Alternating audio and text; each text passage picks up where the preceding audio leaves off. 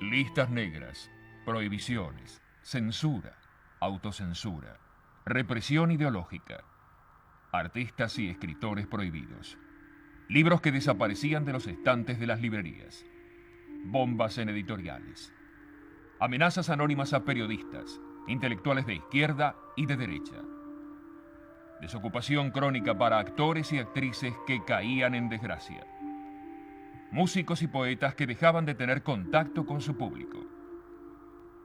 Tal el panorama que se ciñó sobre nuestro país a partir de 1974. Un paternalismo represivo, una autoridad de mano negra, un alejarse del mundo de las ideas, preámbulo de cosas más siniestras que dividieron a los argentinos, que los alejaron del mundo de la creatividad, que no solamente mutilaron ideas, sino personas, carne y pensamiento.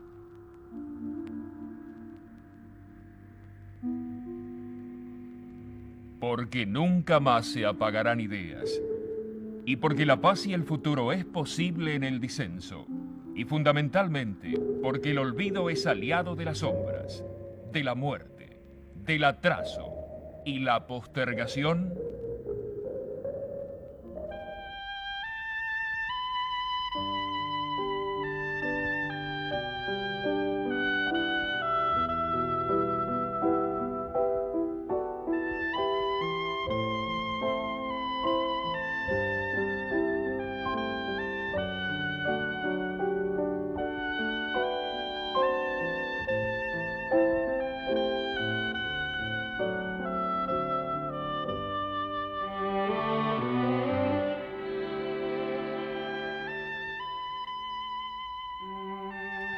Como ya ocurriera en Chile, los argentinos fuimos sometidos al desabastecimiento, una circunstancia que no respetó ningún producto de la vida cotidiana. El 4 de junio de 1974, el ministro Celestino Rodrigo sometía al país a medidas económicas de shock. Los sindicalistas enfrentados con la izquierda y los manejos de López Rega, Lastiri, Los Bellones y Eladio Vázquez rodeando a la Presidenta de la República. La guerrilla acelerando su escalada de violencia y atentado. La Triple A amenazando y matando impunemente.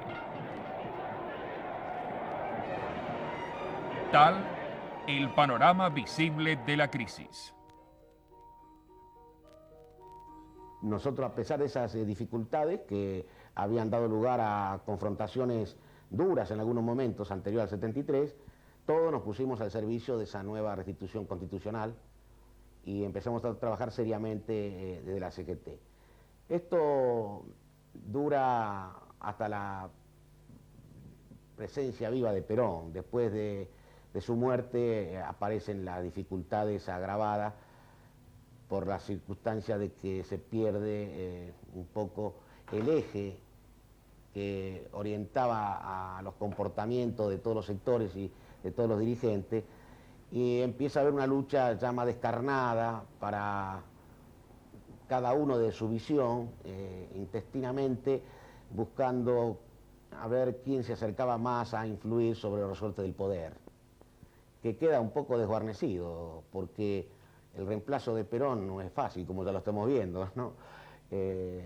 Y bueno, a cargo de la presidencia de la República de Isabel, Isabel hizo todo lo que humanamente estaba a su alcance, pero es de saber entender que una persona que vivió fuera del país durante tantos años, que nunca tuvo el ejercicio del poder, conducirlo, muerto Perón, conducirlo con un momento también especial de violencias que el país sufría, no ha sido fácil para poder consolidar el reemplazo de la jefatura muerta.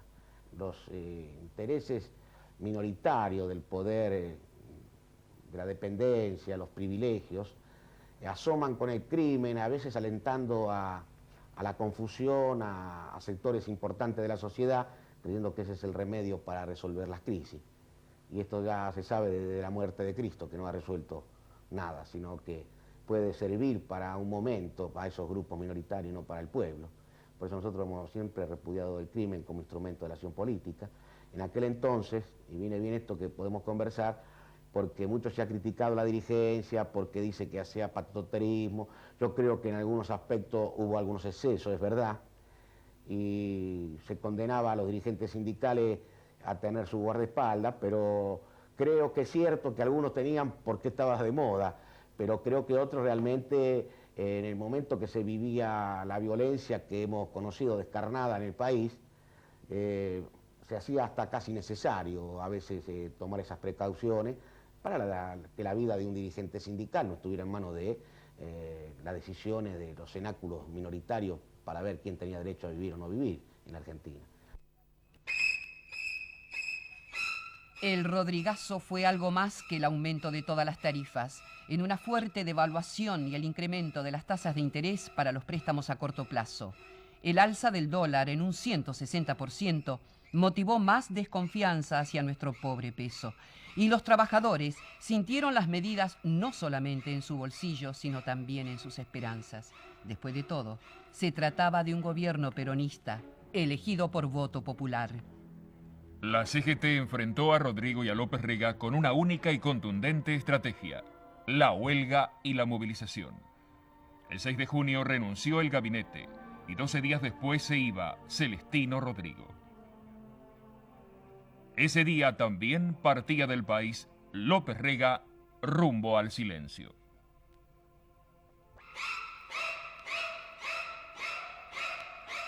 El intento de copamiento de una guarnición militar en la provincia de Formosa exacerbó los ánimos del ejército. La acción de los guerrilleros, el breve combate entre los irregulares y la dotación militar, polarizó, movilizó a quienes veían en un golpe militar la solución a todos los males de la Argentina.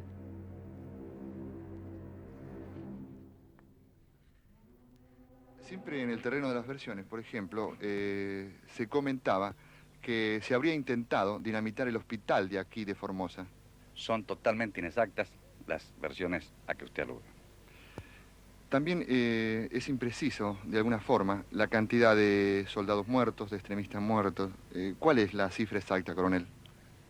Bueno, con respecto a tropas del regimiento, tenemos un oficial muerto, un suboficial y 10 soldados. ¿En lo que hace a los extremistas? En lo que hace a los extremistas, en el operativo llevado a cabo en el regimiento, murieron 14 extremistas.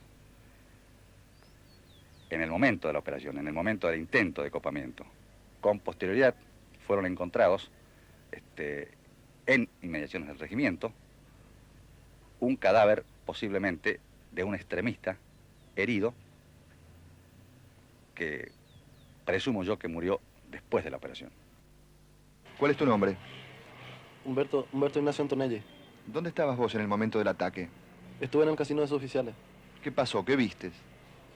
Y lo que puedo decir es que estuve con los soldados y después fui en la pieza de donde están guardadas las mercaderías, y al entrar ahí yo fui como para traer hierba, y al final fueron los soldados y me avisaron de que había un atacamiento, y al entrar yo cerré la puerta y tiraron un tiroteo y me hirieron las piernas. ¿Y tus compañeros? ¿Qué les pasó? ¿Viste algo vos de eso? Sí, estuvimos 6 compañeros, 6 estuvimos, y a uno le hirieron también. Se metió en el ropero y le tiraron un tiro que lo pegaron acá atrás en la... ¿Delante tuyo mataron a alguien? Sí, delante mío murió el soldado Sánchez. ¿Cómo fue eso? ¿Qué pasó? Y estuvo conmigo ahí, yo le dije de que no saliera afuera. Y él no me hizo caso, entonces al salir le dieron un tiro. ¿Ustedes estaban desarmados? Sí, desarmado, no tenía ninguna arma. El 23 de diciembre de 1975, la guerrilla produce un hecho sin precedentes en el país. A poco menos de 15 kilómetros de la ciudad de Buenos Aires, integrantes del Ejército Revolucionario del Pueblo, de inspiración trotskista, atacaron al batallón de Arsenales 601 comandante Domingo Viejo Bueno, en el Camino General Belgrano, en Monte Chingolo. Fue una verdadera batalla campal, en la que murieron más de 100 guerrilleros y numerosos soldados y oficiales. Una versión oficial de los hechos daría cuenta de estos sucesos. El operativo preparado por los delincuentes subversivos contra el Arsenal 601 Expreso tuvo como objetivo manifiesto copar el batallón y controlarlo el lapso necesario para sustraer entre 13 y 20 toneladas de material bélico allí depositado. De acuerdo a los panfletos difundidos por la organización delictiva, una vez obtenidas las armas, debían volar las instalaciones, el material restante y retirarse ordenadamente. El asalto fracasó por completo. Fue repelido por una acción conjunta de tropas del Ejército, Marina, Fuerza Aérea y policías de la capital federal y de la provincia de Buenos Aires. No había respiros para el gobierno de Isabel Martínez de Perón. No solamente por el constante ataque de las organizaciones guerrilleras de la izquierda peronista, la izquierda marxista y trotskista. También estaba hackeado su gobierno por las ansias de poder de sectores de las Fuerzas Armadas, por la presión de los sindicatos, de los partidos políticos, por la ineficacia del aparato gubernamental y por la carestía. En diciembre de 1975 se dio a conocer la inflación de ese año. El costo de la vida había subido 334,8%. Los rumores de un golpe militar eran cada vez más frecuentes. El diario La Prensa editorializaría en diciembre de ese año sobre los hechos desencadenados por la violencia guerrillera, anticipando el desenlace militar que derrocaría al gobierno de Isabel. El pueblo argentino ha recibido con explicable satisfacción esta esperada respuesta a la faena criminal del terrorismo, del asesinato a mansalva y la guerrilla. Debe decirse a favor de las Fuerzas Armadas que ellas han debido luchar a sí mismo contra el tiempo perdido por la indefinición del gobierno, por las vacilaciones de muchos políticos y por el silencio complaciente, sino cómplice, de quienes dificultaron con sus renuencias y remisiones la represión indispensable.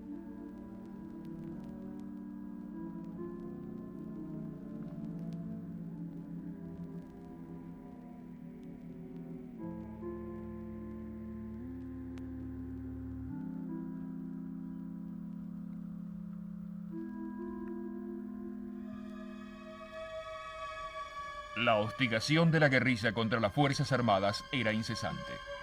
El 23 de agosto se halló el cadáver del teniente coronel Julio Larrabure, a quien el ERP tuvo secuestrado durante casi un año. Una noticia que se completaba con este informe.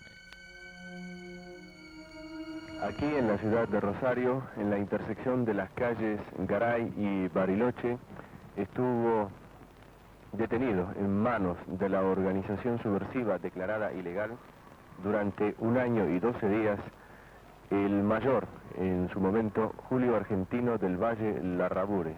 Este es el dormitorio, uno de los dormitorios de la casa, y en el que sería el piso del placar se había construido una de las celdas que ahora mismo vamos a mostrar a ustedes, celda en la que estuvo durante mucho tiempo el mayor, posteriormente ascendido a coronel, Julio Argentino del Valle Larrabure. Versiones oficiales dieron cuenta que el cadáver de Larrabure había aparecido con señales de un penoso cautiverio y signos de torturas.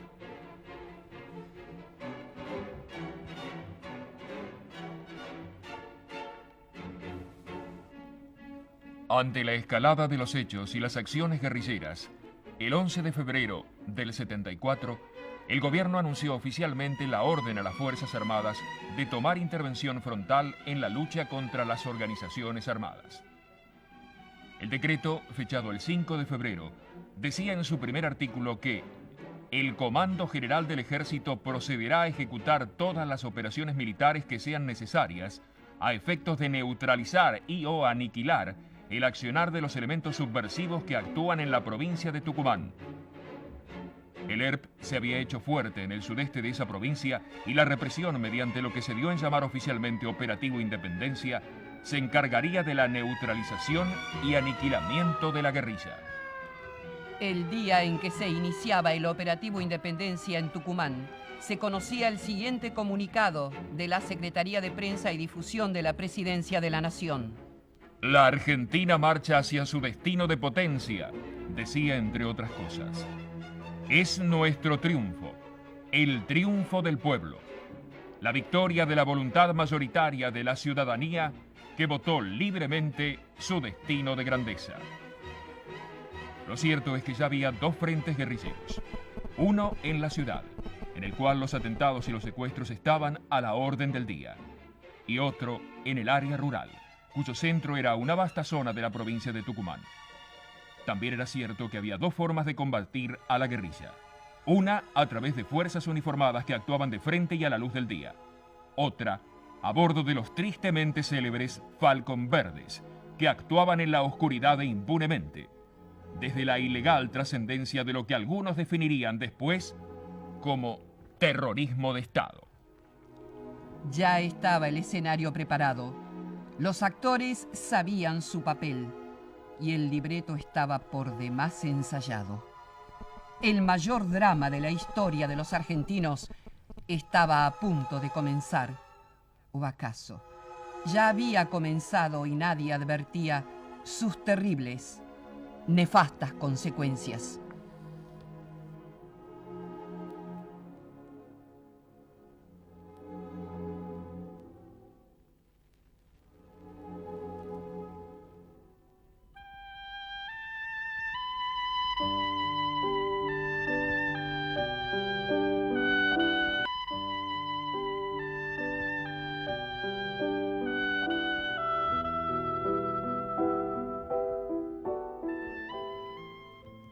Antes de que se produjera el apagón creativo, los argentinos disfrutamos de algunos filmes de trascendencia, de impecable realización. Era una época en donde la concurrencia del público al cine era multitudinaria. Era frecuente que una película argentina superase el 1.000.000 de espectadores, una película argentina de pronto no especialmente simple, no especialmente pasatista. Creo, si mi información no me falla, que debe haber sido el pico mayor de concurrencia al cine de espectadores, los primeros años de la década del 70. Estoy hablando de entre el 73 y 76 aproximadamente. Junto con un documental de Jorge Prelorán, La Tregua fue uno de los dos únicos filmes argentinos reconocido por la Academia de Cinematografía de los Estados Unidos de Norteamérica. La película, basada en una novela del uruguayo Mario Benedetti, fue unánimemente ponderada por los críticos argentinos, como si se tratara desde el punto de vista artístico de una auténtica tregua. Así. Exactamente así. Es la felicidad.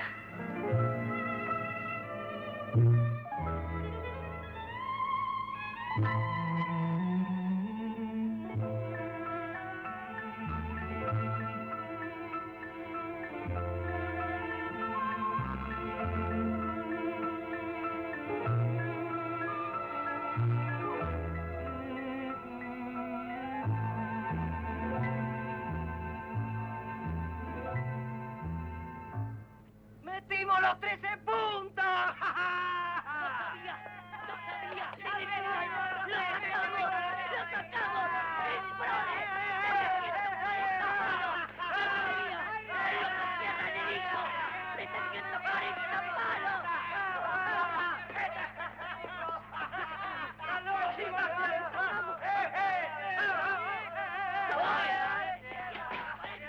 ¿Qué son esos gritos? ¡Ay, mira cómo tiemblo! Cerdito querido, tengo una noticia para vos. Somos millonarios. ¡Millonarios! Todos nosotros somos millonarios. Y vos te podés ir al carajo. La Tregua marcó para el cine argentino un camino, un estilo, una actitud que muchos años más tarde, ya lo veremos, daría sus frutos. Fue algo así como la continuidad de un cine que todos deseaban, que todos esperaban. Otro cine era el representado por la sartén por el mango, con actores de la televisión y de la pantalla grande. Aquí, en este filme, trabajaron Doris del Valle, Claudio García Satur, Betiana Blum, Enrique Liporache, Víctor Laplace y Ana María Picchio, entre otros.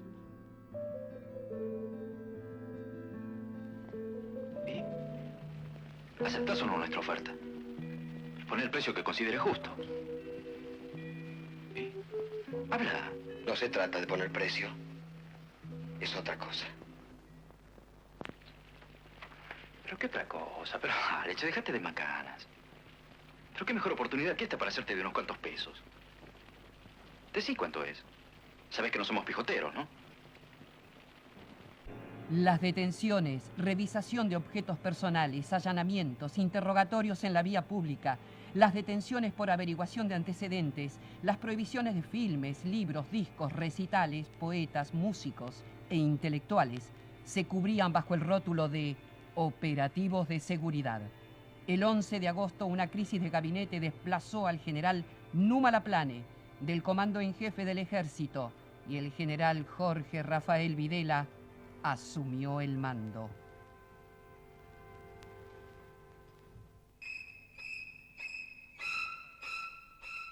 El 18 de diciembre, el brigadier Jesús Capellini subleva a las bases aéreas de Morón y la guarnición aeronáutica del aeroparque Jorge Newbery. Los hechos, sin embargo, no llegaron a mayores y poco después se desmanteló el levantamiento de Bolsillo. En la Navidad, el matutino Buenos Aires Herald editorializaba lúcidamente que en momentos como este es mejor ser crudamente realista. La democracia tiene alguna posibilidad de sobrevivir en la Argentina. Un gran porcentaje de mantener enhiesta la democracia le corresponde al gobierno. La misma presidenta ha reconocido errores. Las políticas pueden y deben cambiar, pero la parte principal de la responsabilidad remanente le corresponde al pueblo. Si queremos democracia, podemos tenerla, pero si no nos importa, la Argentina irá acercándose a algún tipo de dictadura. Las Fuerzas Armadas son responsables solamente en ínfimo grado de lo que está pasando, pero tal vez algún día tengan que responsabilizarse del todo. Los días de la aventura de Capellini, estas imágenes, por ejemplo, permitieron comprobar hasta qué punto la indiferencia popular, la pasividad, la falta de protagonismo iban tornando el camino fácil, lubricando la caída de un gobierno y el ascenso de la noche. La misma indiferencia, o el miedo quizás, que cundía al advertirse que avanzaba la censura, la represión ideológica. En aras de la doctrina de la seguridad nacional, de las fronteras ideológicas, de la defensa de un mundo occidental y cristiano, como se definía.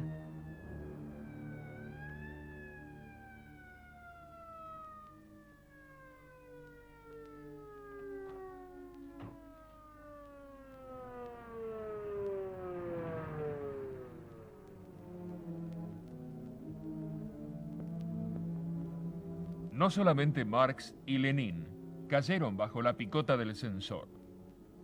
También hubo libros de filosofía y hasta recetas de comidas macrobióticas.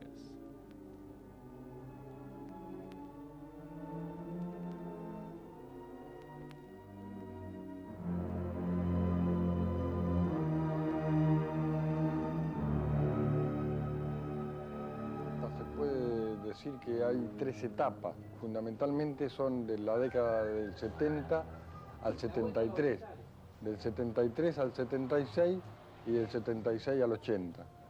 En la primera etapa de los 3 primeros años, mucha literatura peronista, con algunos tintes sociales, con algunas inquietudes sociales. Después, en la década del 73 al 76, lo social más que lo peronista, y después en el 76 se corta todo lo peronista, lo social, lo marxista, y se pasa a una etapa de postración, de tiniebla, de censura, de libros prohibidos. Existía básicamente la autocensura, o sea, nosotros sabíamos más de lo que sabían los censores sobre el contenido de los autores o de los libros. Fundamentalmente uno va cateando qué es lo que es prohibido y qué es lo que no. Nunca existió una lista entregada oficialmente por las autoridades, sino que uno básicamente se autocensuraba. La lista de prohibidos en las radios y los canales de televisión era cada vez mayor, desde temas de Atahualpa Yupanqui hasta canciones de María Elena Walsh, desde clásicos del folclore latinoamericano hasta recitados criollos. Las previsiones emanaban de organismos dependientes de la Presidencia de la Nación, en listas oficiales que llegaban a las emisoras y canales de televisión de todo el país.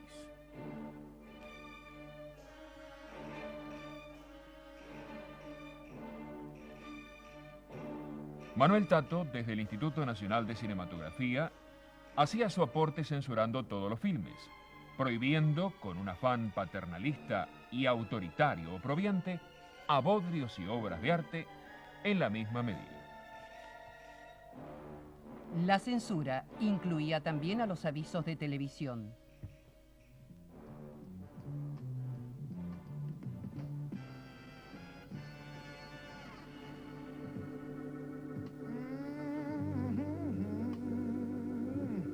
¿Me bajas la caña, Carlos?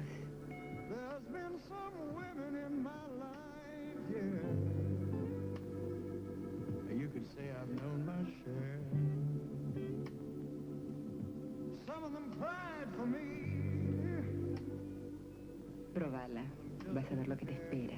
Caña quemada, Carlos Gardel. Dulce. Buenos Aires languidecía y su vida intelectual agonizaba. La noche era cosa del pasado porque otra oscuridad la reemplazaba.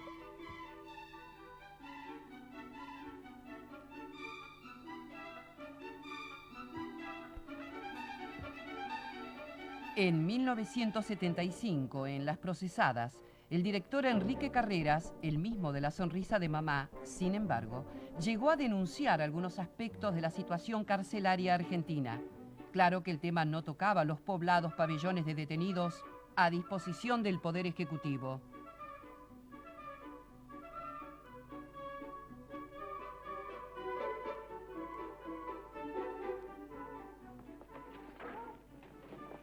Rápido. Suéltenme, suéltenme, yo la mato, yo te mato, guacha. Yo te mato, suéltenme. No te me quedas aquí matando, la voy a matar. No, vamos, te digo que vamos. Ayúdame, Juana. Vos también. No te jodas.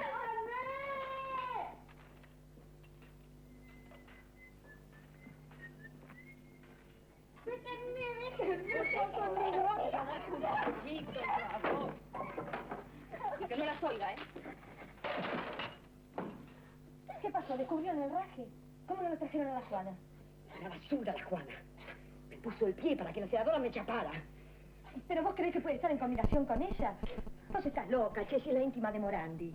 Mira, cada día la entiendo menos. Para mí, que trabaja a 2 puntas.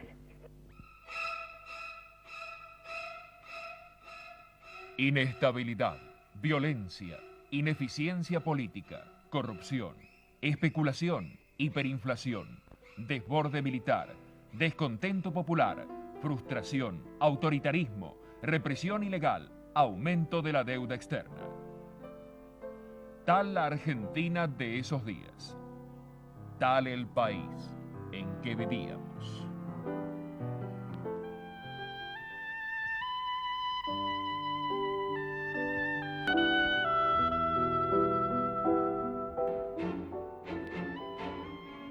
Los diarios de la época iban narrando el drama día a día. Secuencialmente, sus títulos marcaban los minuciosos pasos del golpe militar, de la degradación del poder, de la falta de reacciones populares. Pocas voces se escucharon advirtiendo el terrible desenlace. Pocas veces en la historia de nuestro país se anunciaron tan públicamente los acontecimientos políticos militares que llevarían al golpe. Nosotros en la Comisión de Asuntos Constitucionales, en ese momento la presidí yo, sancionamos una ley que es la vigente, que da la solución que responde a lo que establece la Constitución. En caso de acefalía del presidente y vicepresidente de la República, debe elegirse por la Asamblea Legislativa a algún funcionario elegido por mandato popular, legislador o gobernador de provincia. Y se excluía así la tentativa de aquel ministro, secretario privado, que quería absorber todo el poder. Había resistencia, sin embargo, en quienes conducían el bloque justicialista o la Cámara de Senadores entonces. Y recuerdo que para celebrar aquella sesión fue necesario forzar las puertas del recinto. entrar y sentarnos, y allí hacer el debate sobre esta ley de acefalía y previamente elegir el presidente provisional cuya designación estaba pendiente. La designación recayó sobre Ítalo Luder. Pensábamos entonces que estábamos designando al hombre que, ante las graves falencias de Isabel Perón, podía asumir la presidencia de la República y salvar las instituciones. Las crisis de gabinete y los cambios de ministros señalaban la descomposición del gobierno de María Estela Martínez de Perón. A nivel oficial, la clave política de la crisis era el silencio.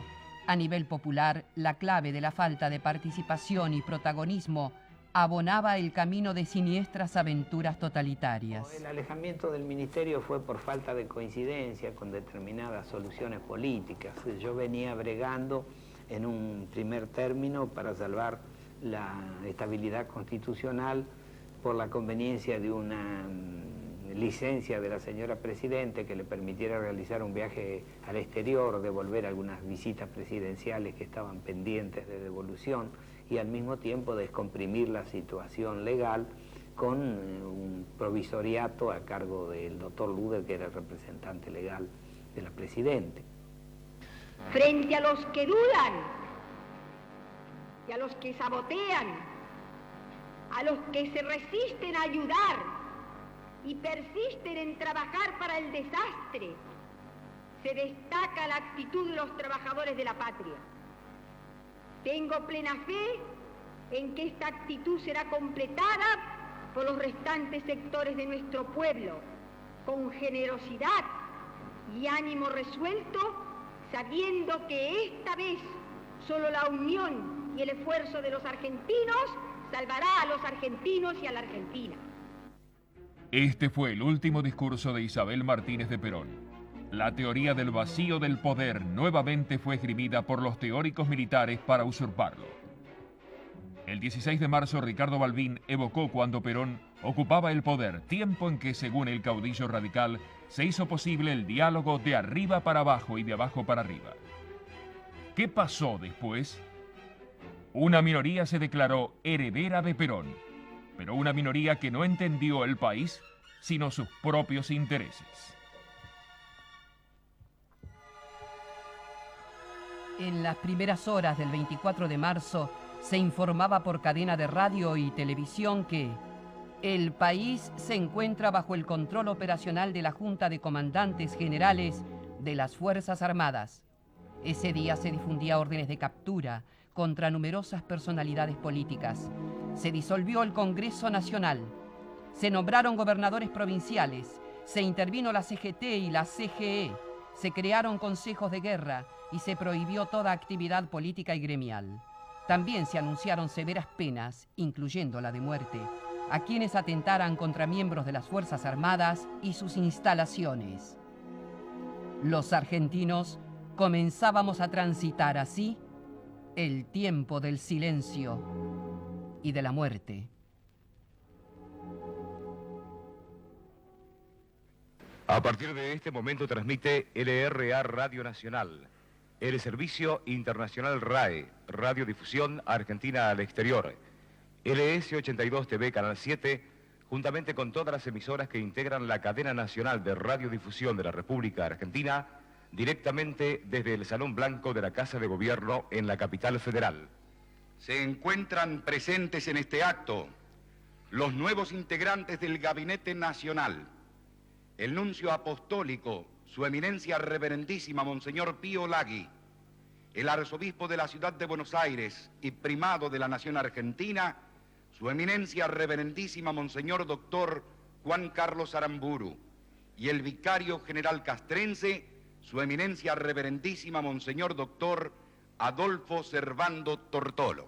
En la ciudad de Buenos Aires, capital de la República Argentina, a los 29 días del mes de marzo del año 1976, siendo las 18 horas, me constituí yo el escribano autorizante en el Salón Blanco de la Casa de Gobierno, donde se encuentran presentes los miembros de la Junta Militar, señores Comandante General del Ejército, Teniente General don Jorge Rafael Videla. Comandante General de la Armada, Almirante don Emilio Eduardo Macera. Y Comandante General de la Fuerza Aérea Argentina, Brigadier General don Orlando Ramón Agosti, quienes, de acuerdo al establecido en el apartado 9 del acta para el proceso de reorganización nacional y jura de la Junta Militar, han resuelto designar con fecha 26 del corriente presidente de la Nación Argentina al señor Teniente General don Jorge Rafael Videla. Acto continuo, el señor Teniente General don Jorge Rafael Videla procede a prestar juramento ante esta Junta Militar en los siguientes términos.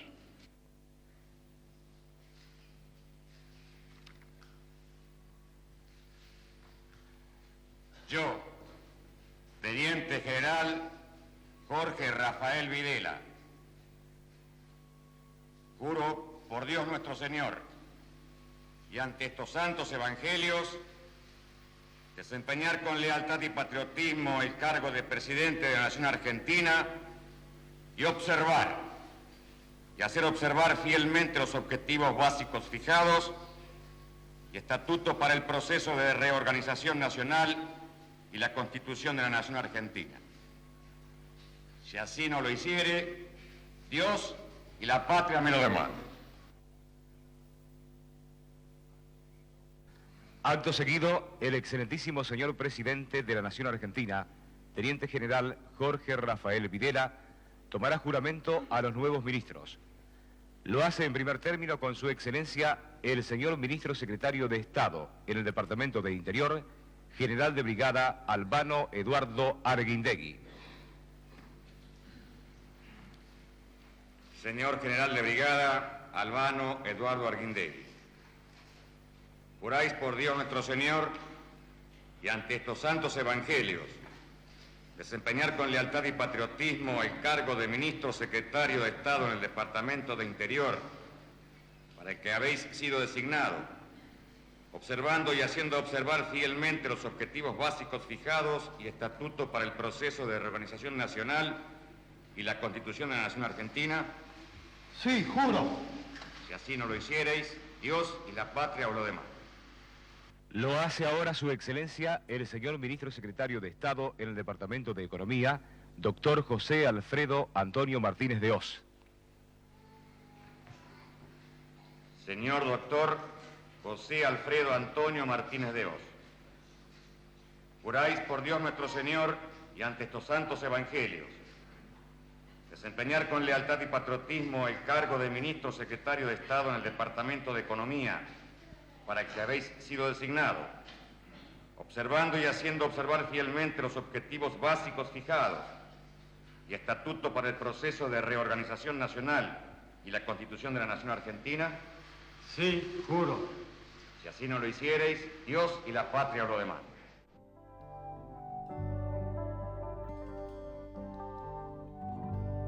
Paso a detallar a continuación el sucinto informe que usted demandó. Duele a mi persona tener que expresar que aquí no ha quedado casi nada en pie. Mas no desespere, le quiero aclarar que aunque el daño es grave, bien pudiera ser que podamos salvar todo el trigo joven si actuamos con fe y celeridad. Parece ser que el temporal trajo también la calamidad de cierto tipo de la costa que come grande y a nuestra costa y de punta a punta del país se han deglutido todo el maíz. A los manzanos se los ve cayendo antes de florecer, se aguzanaron los tomates y a las verduras por más que trate ya no hay manera de hacerles bien. sé qué hacer ni tengo con quién. La gente duda en empezar la tarea dura de cosechar. Lo poco que queda se va a perder si, como le dije, no ponemos fe y celeridad.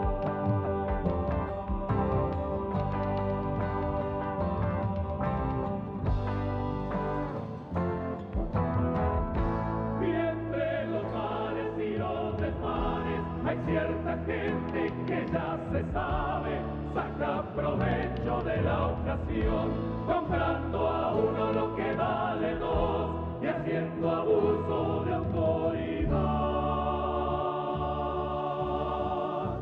Se llevan hasta la integridad. Suscribo nombre y apellido y ruego a usted